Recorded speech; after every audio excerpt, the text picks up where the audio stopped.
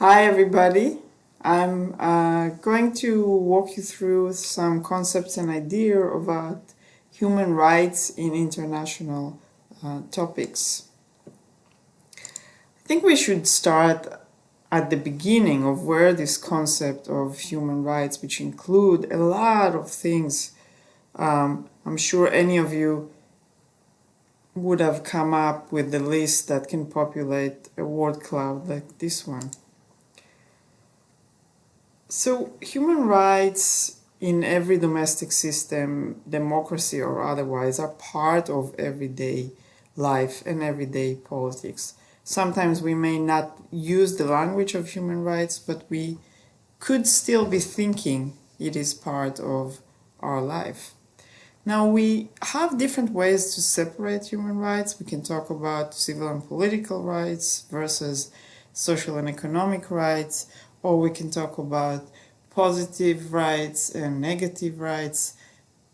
And your book chose this idea of looking at scholarship and presenting it as first generation rights, which are rights that government cannot deny people, individual and groups.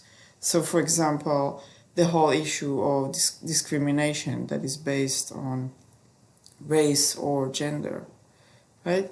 And then we have the second generation rights, which are talking about access to basic goods. So the right to food, the right to clean water, the right to education, to healthcare, etc., etc. Now, all of those different rights have a role in international politics. When we think about human rights, we need to kind of talk about what people need. If I have a right for something, hopefully it's related to some kind of a need, and we start here with our basic survival need. So a lot of the human rights, especially in international politics, this deals with this idea of limiting or eliminating violence, especially extreme violence. This idea of genocide or massacres or ethnic cleansing, trying to get rid of a group of people. And then there are needs that are related to our day-to-day well-being. So not just avoiding violence, but also avoiding misery, trying to make sure that life is comfortable and sustainable. Here come a lot of the things that talk about the right for, like I said before, right for food, right for healthcare, these kinds of human rights. The next step, talk about identity needs, avoid alienation. So religious freedoms, right for organization, the right to, in a way, the right for free thought and free expression could fit in this category as well. But these would overlap with the next category, which are freedom needs. So how do we avoid repression? And you see in the examples that we're going to take and in our readings and in our discussion on the discussion board, you will see examples of all four of those human needs.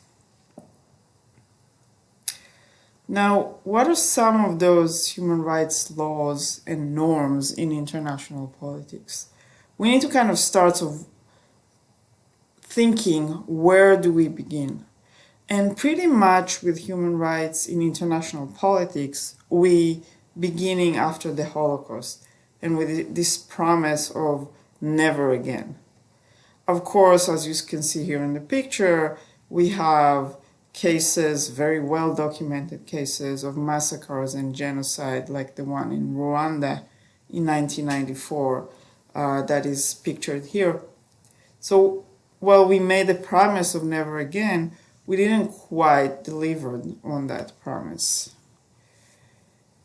So we do have a lot of those cases where there was gross violations of human rights, cases of genocides, and ethnic cleansing that are very well documented, starting with the Holocaust.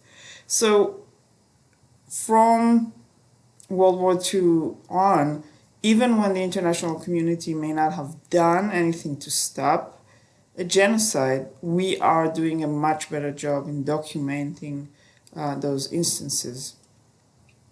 And then we see sometimes government, but especially NGOs, those international non-governmental organizations, that go on campaigns of naming and shaming for violators.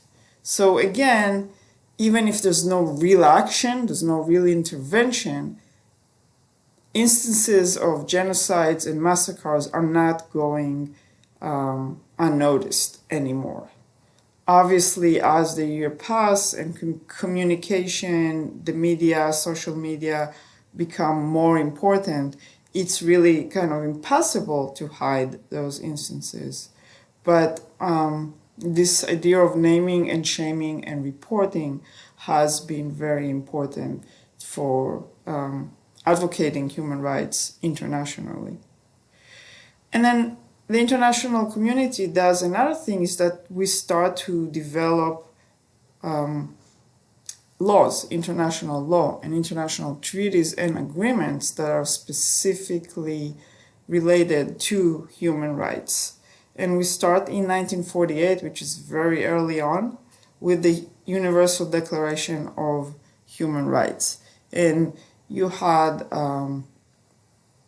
the little clip in week 12, along with other information that I would like you to review about exactly what the Universal Declaration of Human Rights is. And here we see a picture of Eleanor Roosevelt, the wife of FDR, who led the campaign to write the Universal Declaration of Human Rights, and here she is holding the actual document in 1948. And if we look at this map over here, we can see that the large majority of countries in the world have engaged with, either became a state party, signed and ratified, or just ratified the International Covenant on Civil and Political Rights, which is one of the follow-up treaties to the Universal Declaration of Human Rights. If you remember from your reading, the declaration is just that. It's just a declaration. It's just a statement about norms. But after that, we see a proliferation of international treaties that break it down and codify each or most of those articles into widely accepted and ratified and adopted international treaties, such as the International Covenant on Civil and Political Rights. Now, aside from just talking about human rights, what is the international community actually doing? How are we doing on enforcement? The UN has gone from having such a high commissioner for human rights to creating the UN Human Rights Council as one of the main bodies of the organization. But as you may have heard, or those of you who are involved may have heard, this is an extremely controversial body that is mostly criticized about its membership and about which cases it decides to follow on and which it doesn't. Down here at the bottom of your screen, you see a picture with a whole lot of names of different NGOs. And we have a large number of international NGOs that are focusing on human rights. And in recent years, mostly, they come together on specific campaigns to not just advocate, but enforce specific human rights and hold countries responsible for those treaties that they sign and ratify and promise to uphold. So NGOs are extremely crucial in this process of enforcement. And then finally, we have the policy of responsibility to protect, R2P, which was officially adopted in the UN in 2006. And this idea, as you all talked about it in your assignment 4, is that we are shifting our understanding of security from national security of countries, which was protected with collective security, to human security of individuals, with this idea of their responsibility to protect. And while R2P focuses on security much more than anything else, these very basic survival needs, it is related to the overall discourse of human rights. So like I said, the UN has the Human Rights Council, and it is mostly a talking arena, a place to discuss and report and call on countries when they are deemed to violate the human rights of their own population or population in a neighboring country. Like I said, this is a controversial body, and President Trump even withdrew the United States from it. We do have, as I showed you before, a whole lot of NGOs, and they are doing things from just spreading and sharing information to mobilizing activism, to actually delivering humanitarian aid and being in the field, helping to change the realities. There are many of those groups operating all around. Some of the big ones are Amnesty International and Human Rights Watch, but as you can see here, this is just a snapshot of about 30 of those groups that came together to make sure that the Iranian nuclear deal doesn't give Iran a permission to further violate human rights. But, and again, those are just 30 of those. And there are an estimation of thousands of different INGOs dealing with human rights, right? When we're talking about human rights enforcement, we certainly have to think about this idea of state sovereignty. Remember, state sovereignty brings with it this idea of non-intervention, especially for domestic matters, and human rights issues many times fall under this idea of domestic issues. Kind of like, okay, we'll be good citizens in the world, but nobody can tell my government what to do with my people.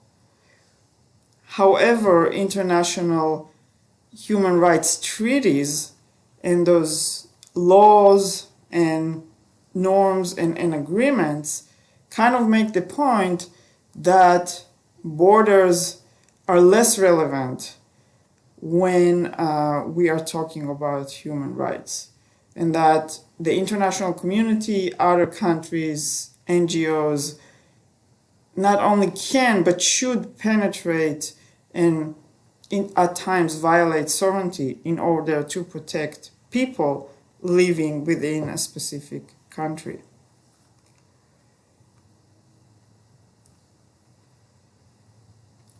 And then, of course, this is not a perfect world, and there are a lot of issues and problems. You know, anything from kind of a double standard interpretation of I never violate human rights, but they always do violate human rights. So in a lot of the cases, there are interpretations for what is really happening on the field, you know, short of an actual active genocide. And even in those cases, how do we decide that a country is not just protecting its national security. At one point, do they start to violate human rights, right? Those are valid questions, and we seem to be falling into that trap of double standard here because our standards are not extremely clear, and arguably because power politics is still important in international politics. We are talking a lot about cultural relativism. Here, you can think about customs such as female genital mutilation, where most Western countries look at such practice as a horrifying, violent violations of a child's body. But in some cultures, this is so ingrained in their traditions that they can explain to you and provide to you with explanations of why they believe this should happen.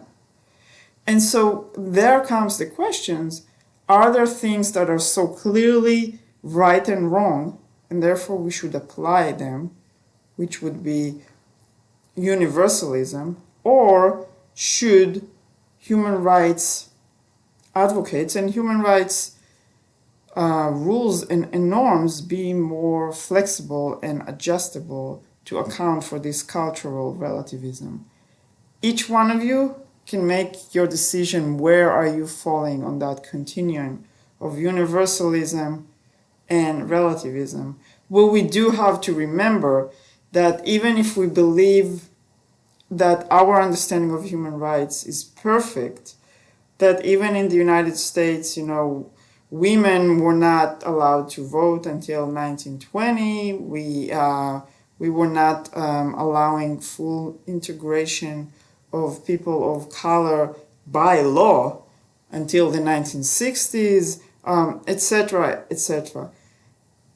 These examples just come to show that human rights are evolving and developing, and we shouldn't just assume that what we know or what we think is right is absolutely the correct interpretation of human rights. In many other countries, or in many countries around the world, while we like to talk the talk about human rights, when it comes to actually implementing, putting resources towards them, or using them as guide for for foreign policy, human rights kind of fall down the priority ladder to other things such as national security, the economy, etc. And then finally, there are those questions about, are all of those different items that are listed at the Universal Declaration of Human Rights really human rights? Is the right to food the same as the right to life? Is the freedom from torture the same as free access to healthcare? Once again, there's a lot of ways to think about all those questions, but each one of you will have to kind of make your own decisions about that. And then finally, we can talk about human rights advocacy, human rights activism, right? Again, this is mostly through the work of NGOs, and we are seeing that there are a lot of cases where human rights are being violated in our country here in the United States and in other countries all over the world. I don't think that there's one single country that has an A+ 100% excellent record on human rights. And so activism is important, right? We need to bring up those issues. We need to talk about them, discuss about them, and try to promote change. And for you, university students have been traditionally active in trying to promote social justice and lead campaigns to promote and improve human rights, not just in the United States, but all around the world. We can talk about the anti-sweatshop movement, which some colleges, there were bans on buying, the university sweatshirt, etc., unless we know that those were not made by child labor in sweatshops somewhere around the world, right? We have the anti-trafficking movement, again, pressuring corporations to make change. And this idea that young people, at least in the United States, have consumer power and they can change corporate behavior by changing consumer patterns, right? If any of you are interested, Amnesty International has a program specifically directed to college students, and we have been successful in placing students in internship at that program. So if you are interested, just contact me and I'll put you in contact with somebody over there. Finally, if you find this fascinating, we also have a class about comparative human rights, learning a lot more about human rights in different countries and what does the international community does about that.